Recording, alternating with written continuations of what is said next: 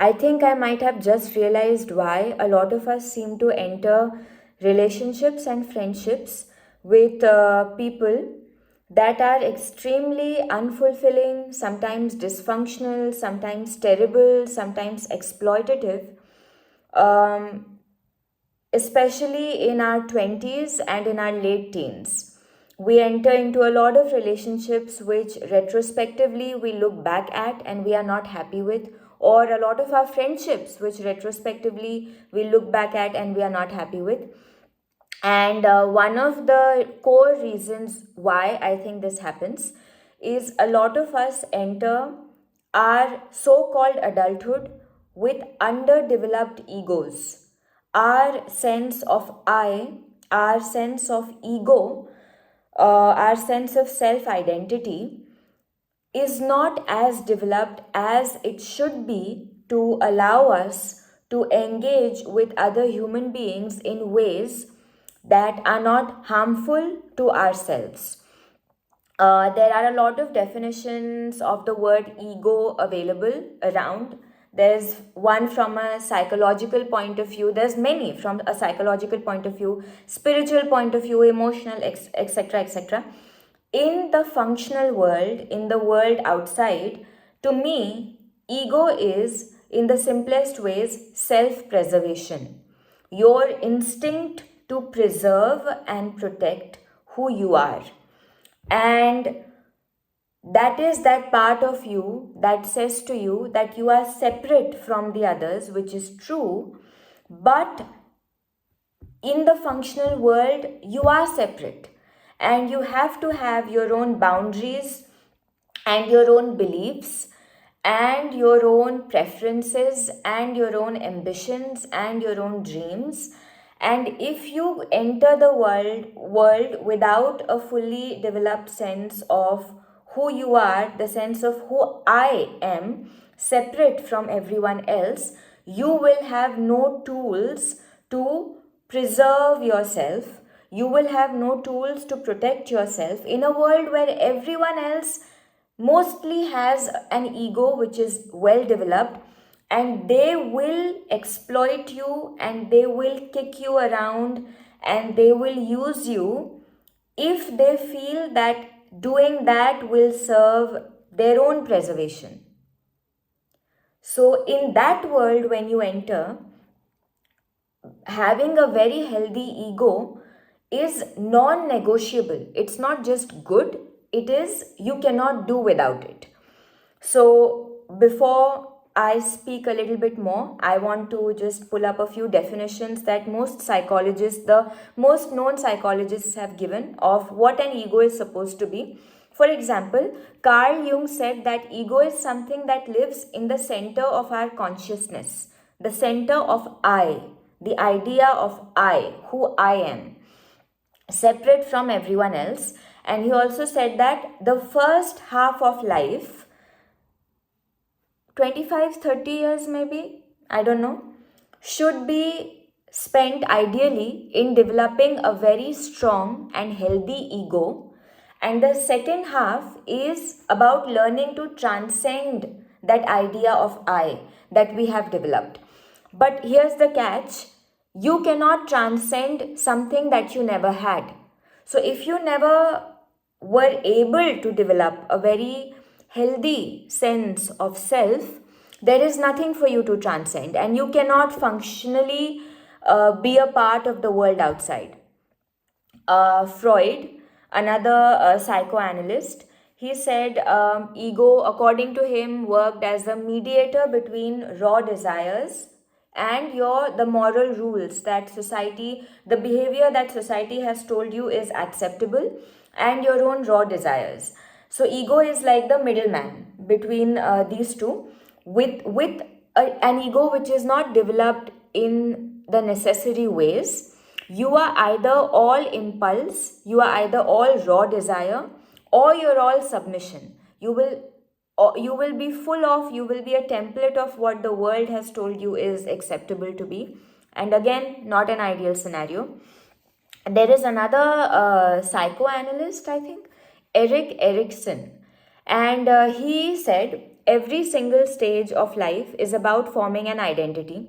In every stage, in your teenage, as a child, as a young adult, as somebody in your 30s, as a wife, as a husband, as a parent, as a worker, as an employed individual, every stage of life requires of you to form an identity within yourself. And that identity is ego. Now, while saying this, it kind of makes sense to me why some friendships just fall apart as soon as people get into relationships, because the identity that they had as a person who's single and the identity as a person who is in a relationship, they are so in conflict with each other that you cannot have the two of them together. But in any case, so coming back, he said that in young adulthood, I would assume it is from 18 to 30, maybe until 28, maybe until 27. The task of the ego is a play between intimacy and isolation.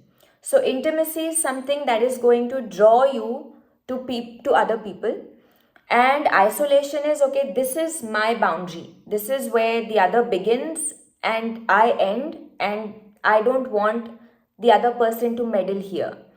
So if you don't have a strong sense of identity, this desire for intimacy will quickly become fusion.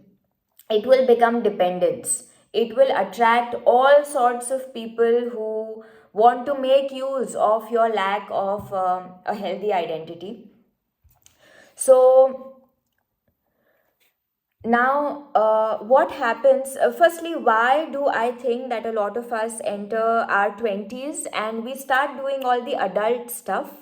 We get jobs, we are interacting with people pretty independently, and we enter into relationships with other human beings, romantic, sexual, friendships. We enter into all different kinds of equations with other human beings, and we don't have a properly developed sense of self still. Firstly, why do I think we don't have it, and why do I think I didn't have a properly developed sense of self? Because nobody is helping us. I don't think the world at large and our education system helps us in any way in cultivating a strong sense of identity. I went to a Catholic school, a convent in India, to study English, and I was raised in a Hindu household. And especially as a woman, it is done to you, but I assume it is done to all people in different ways. It is ways in which you assert your identity, ways in which you exert your autonomy as a human being, where you make your preferences visible, which is a part of you developing your ego.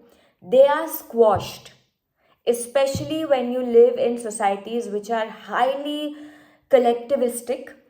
India, China, most of the East, highly collectivistic societies. They also really support you, but differences are generally not tolerated.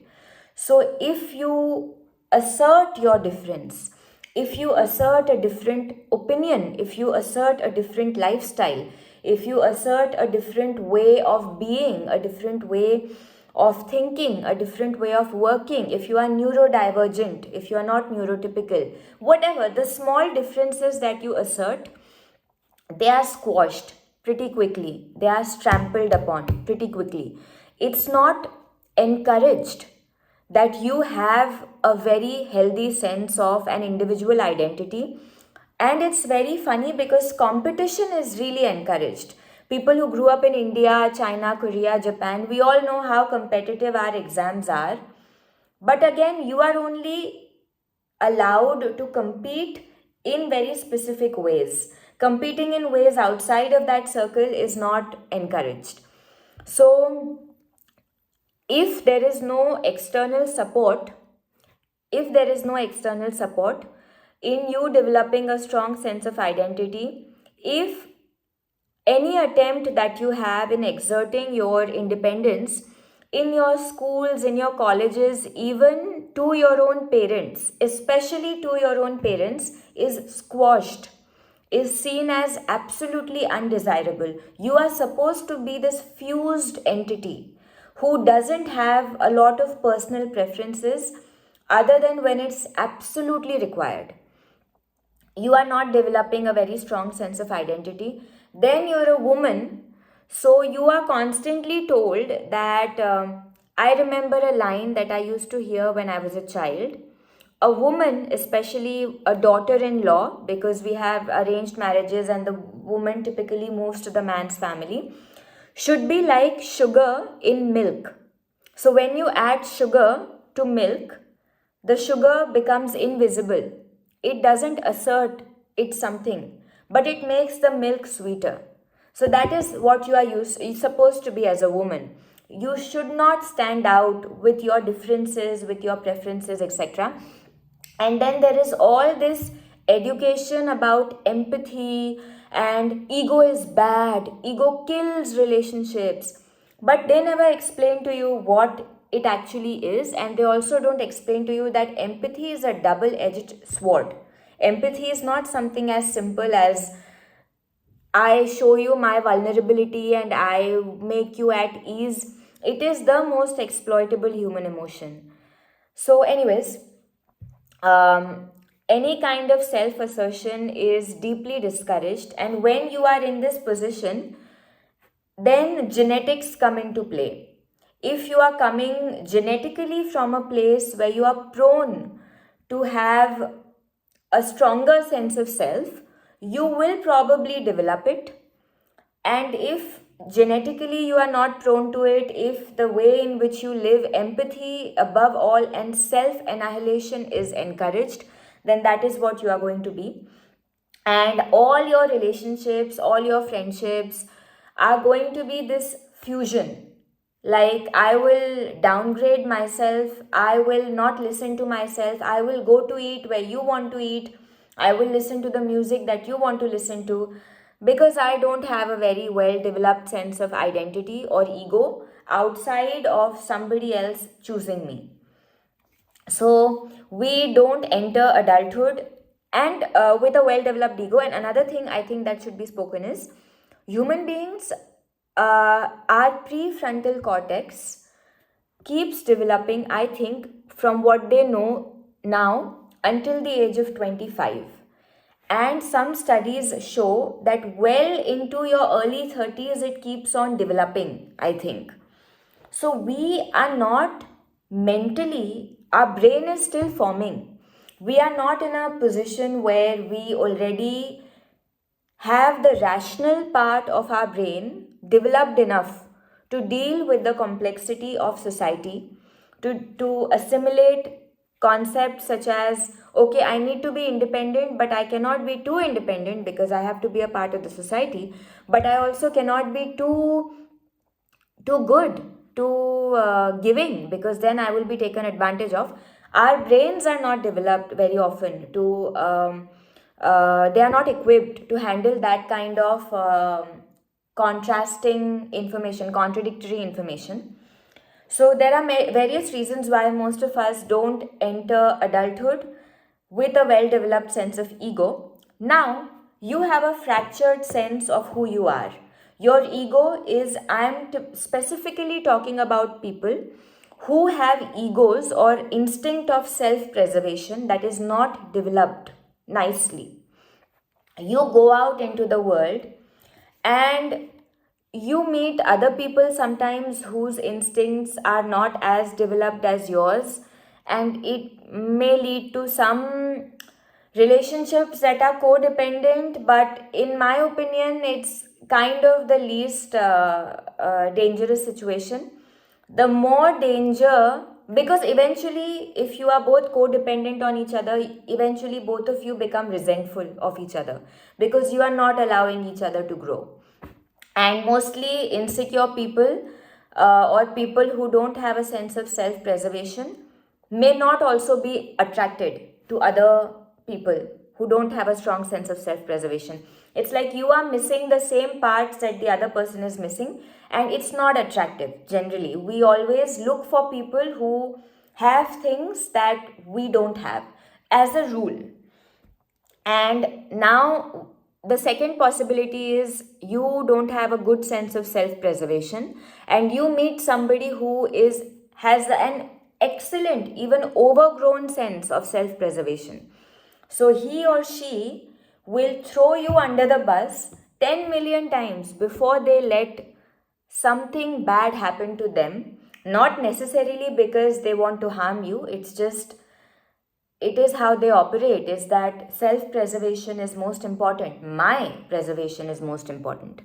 And in these situations, you end up causing yourself a lot of heartbreak, because not having healthy boundaries, you get into these equations where you are giving and giving and giving.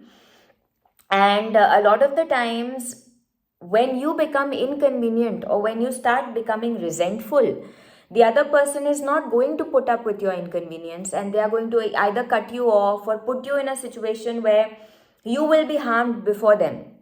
So again, cause bringing harm, interacting with people whose sense of self-preservation is overdriving while yours is almost non-existent, is almost never going to be a good idea, because you are going to be in harm's way a lot more than they will ever allow themselves to be. A lot of the times this happens in anxious avoidant dynamics, because people who are avoidant, they do not allow themselves to become vulnerable in ways that their self preservation is threatened. And the entire identity of an anxious person is, how vulnerable can I make myself? I will take my heart out and I will show it to you, and I will prove to you how much I love you. So it's one person constantly sacrificing their self-preservation and other person constantly refusing to sacrifice their self-preservation.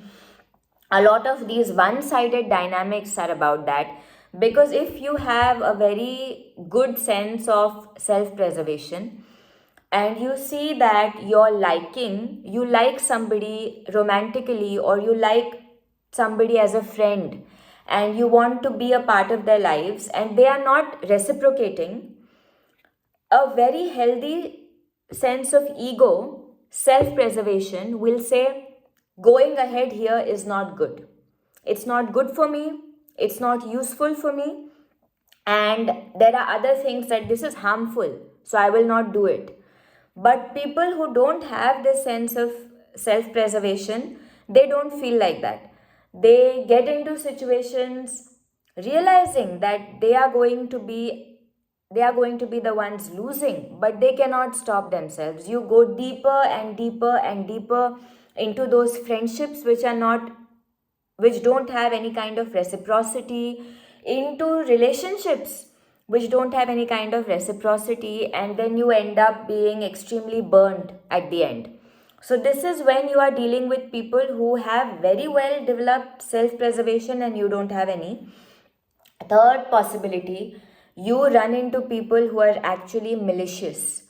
I am talking about people who have very strong narcissistic traits, who have a lot of psychopathy, who have sociopathy, so they don't have a lot of problem manipulating you and harming you to get what they want to get out of you, and once they are done, they discard you.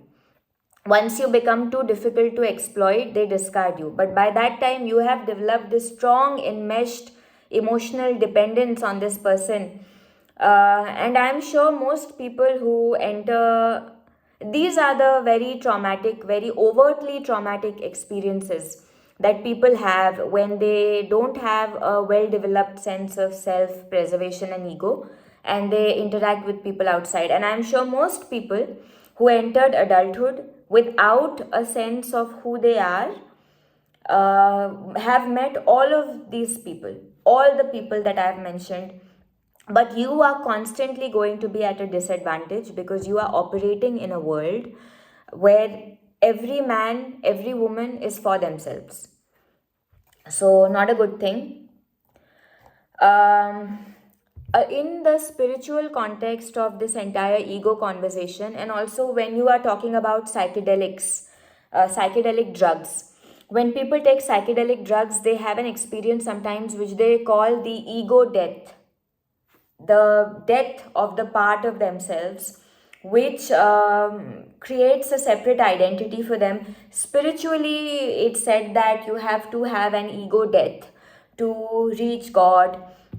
Trauma does that. When people experience deep and sudden trauma, it can cause ego death.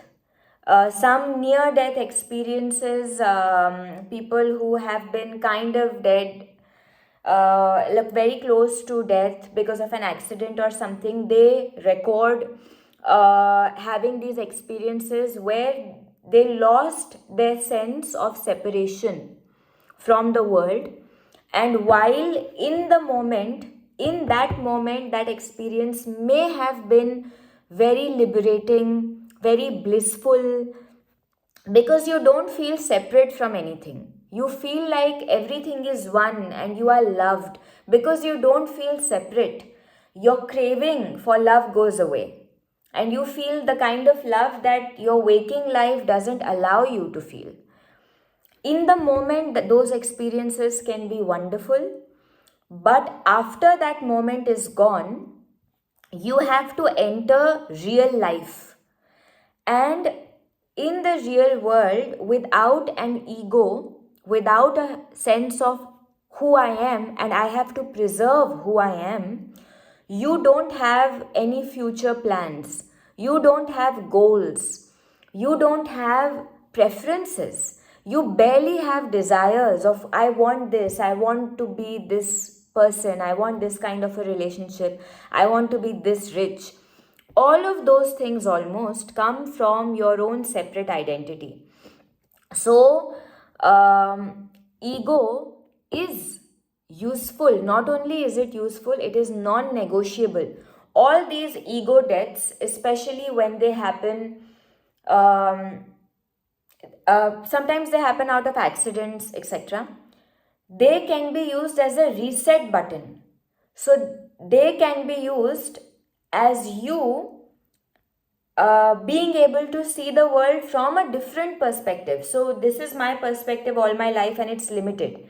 And if I find at some point that this limitation has stopped serving me, I feel stuck in my own ego, in my own I, then something like an ego death or softening of that ego can help me come out of it and see that there are other ways of looking at life. If my story has become too painful, something like the softening of my ego can help me detach from that story and understand that I don't have to live that story. It's just a story. I can create another story for myself. But after you have come to that conclusion, ego is important. Not just is it important, it is paramount to existing as a functional, productive human being in this society who isn't a doormat, who isn't constantly getting exploited, who has a goal and is walking towards that goal.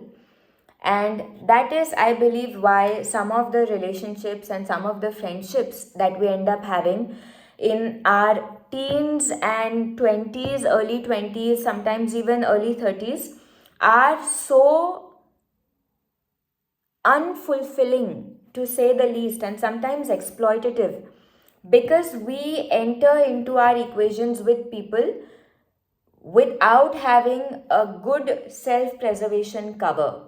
So we have no defense against what the world is going to put us through.